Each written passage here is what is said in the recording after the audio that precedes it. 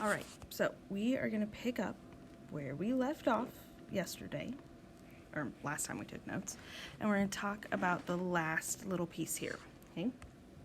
So, now that we understand how we calculate g and that it's not always necessarily just the acceleration due to gravity, we can also define weight using g, the force of gravity, as mass times that g, that gravitational field strength that we're calculating. So if you take Newton's law of universal gravitation, which we talked about earlier in the lesson, and we combine it with the equation for gravitational field strength, we get this equation. G is equal to that constant mass of the Earth divided by the radius squared. This shows that gravitational field strength depends only on mass and distance. Okay. On any planet, the value of g is going to change depending on the mass of that planet and the radius between that object and the planet.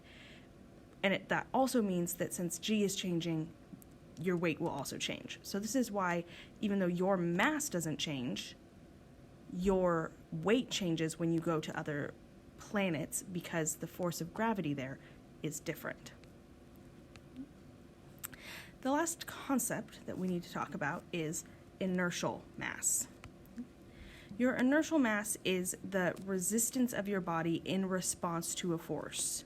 So when we talk about inertia, there is a mass associated with your inertia. Your gravitational mass is your mass, how much your mass is affected by a gravitational field. And now your brain might think, well, it makes sense to relate these two because they both have the word mass in them, but really there's no scientific reason why these two things should be related. So it was interesting when we discovered that they are, in fact, the same.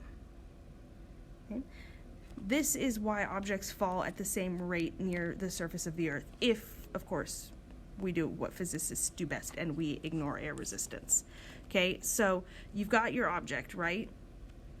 And its inertia, its inertial mass, is resisting it falling an upward amount, and gravity is pulling down on it in a downward amount.